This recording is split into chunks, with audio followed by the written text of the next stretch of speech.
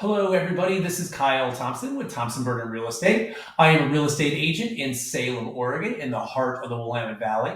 And today we're going to be talking about our 2023 mid-year market report. At the beginning of this year, we did something we had never done before. We created a 2022 year in review document. This was a 20-page brochure that took a deep dive into all of the numbers. And we did this because the real estate market had changed so dramatically over the previous 6 months, and the news was all over the place as to what was actually happening in the market. We've always been a data-driven company, so we thought it would be useful to our clients if we could present them with the hard numbers and talk about what they meant. Now we're in July, so we thought it was time for an update to see how the market has changed since the beginning of this year. So stay tuned.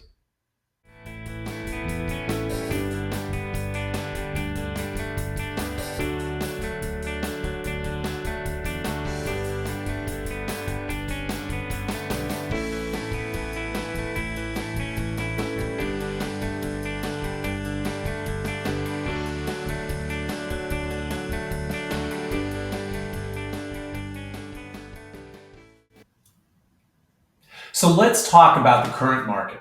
Here in Salem Keizer, there are two submarkets in play, each acting independently of the other. In the first, homes are selling rapidly, usually in the first weekend with multiple offers. These properties are typically situated in desirable neighborhoods and require very little, if any, maintenance or updates. The second market tells a completely different tale, as certain homes linger on the market without finding any buyers. There have been a lot of buyers who believe that the higher interest rates should force home prices down, and we're eagerly awaiting home price corrections. But this is just not happening in the first submarket I spoke about. We are seeing price reductions in the second submarket, but buyers are finding these homes haven't been updated in decades and have a lot of deferred maintenance that requires cash on hand to fix. Now, even in the first submarket, homes that are selling quickly, the number of offers a great home will receive is much reduced. A home that might have received 20 offers 18 months ago now only receives 3. And because of this, buyers can in many cases negotiate repairs and closing costs, something that was impossible to negotiate just a year ago. So I'm going to show a few charts to help illustrate my point. In this first chart, we're looking at the percentage of sales that are below, at, and over asking price. In the fourth quarter of 2022, when the interest rate hikes were really starting to bite, 42% of all homes on the market had some sort of price drop in order to get an offer. And then 59% of all sales were under asking price. So even homes that had a price drop in many cases still sold for less than the new lower price. But at the end of the second quarter of 2023, those percentages have dropped. Last quarter, 24% of all homes had some sort of price drop before they sold, and 43% sold for under the asking price. So while these still seem like high percentages, they are significantly less than what they were 6 months ago. Certainly not a sign that the market is collapsing. And when you start looking at individual transactions, the homes that sell quickly, the ones in that submarket number one, they didn't have price drops, and many times they sold for over asking. Bottom line, most of the price drops are coming from homes with some sort of defect. The second chart shows how inventory has changed over the last 15 years. The number you see is the number of months that it would take to sell all the homes on the market at the current sales rate if no new homes came on the market. A balanced market, where there are an equal number of buyers and sellers, has around 6 months of inventory. In the aftermath of the subprime crisis of 2006, inventory levels reached to almost a year, solidly in the buyer market territory.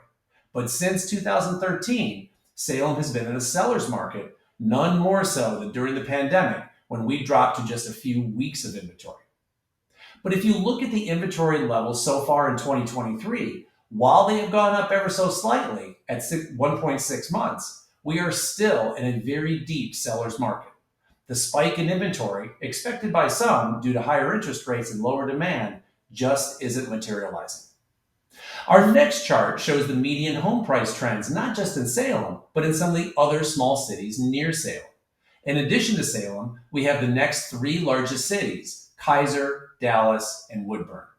As you can see from this chart, Salem is the only city with the 2023 median home price lower than 2022, and even Salem has only seen a 1.5% decrease.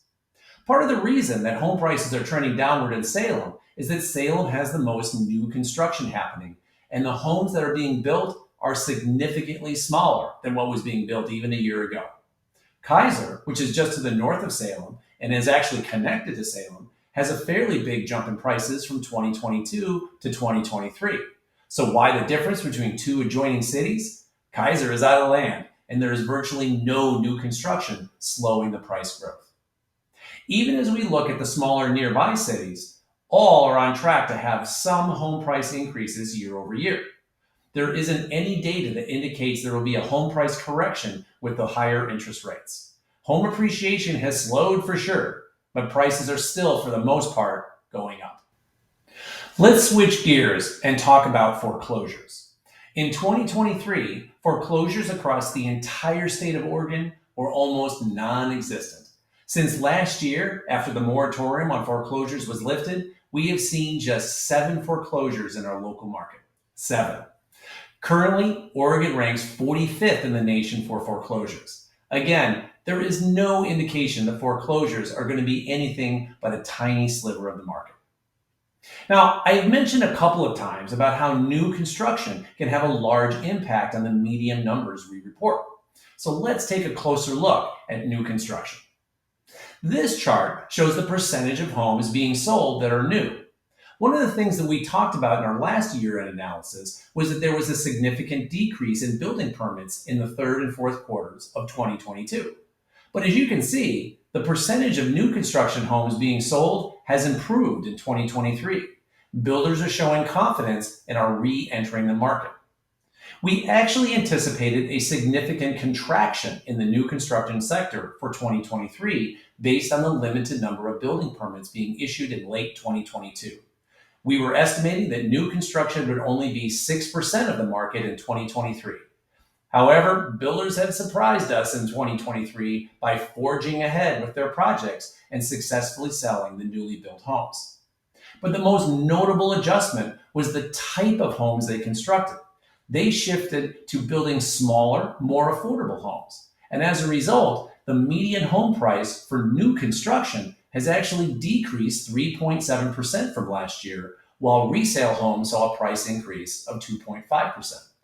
So while home prices in Salem dropped 1.2% from June 2023 over June 2022, this decrease can be entirely attributed to the shift in the composition of new construction homes, rather than a general decline in home prices.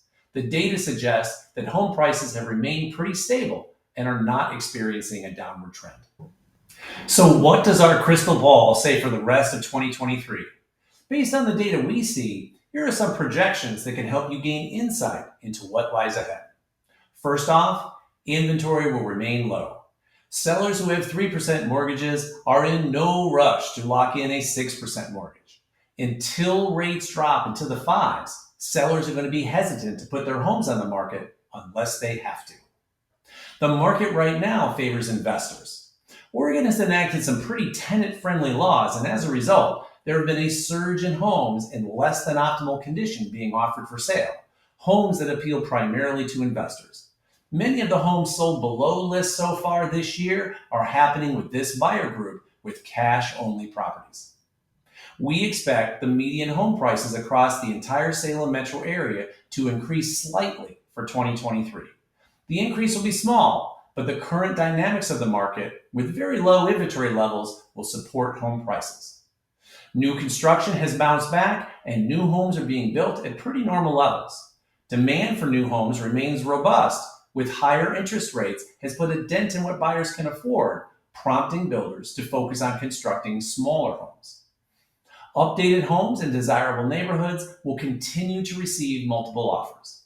Buyers, aware of their financial limitations with higher rates, are increasingly seeking properties that require minimal updating and repairs. Move-in ready homes are and will continue to be in high demand. Homes in need of minor repairs or cosmetic upgrades are currently experiencing lower demand and make up the majority of homes sitting on the market.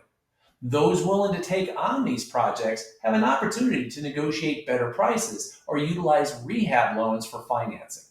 This particular subset of properties will spend more time on the market and undergo several price reductions. But buyers struggling with finding a home should consider rehab loans and this market sector. And that, folks, is our mid-year update. If you have any questions, feel free to reach out to me. And if you liked what you saw today, click the subscribe button you see on your screen and you'll be alerted when my next video goes live. I'll see you next time.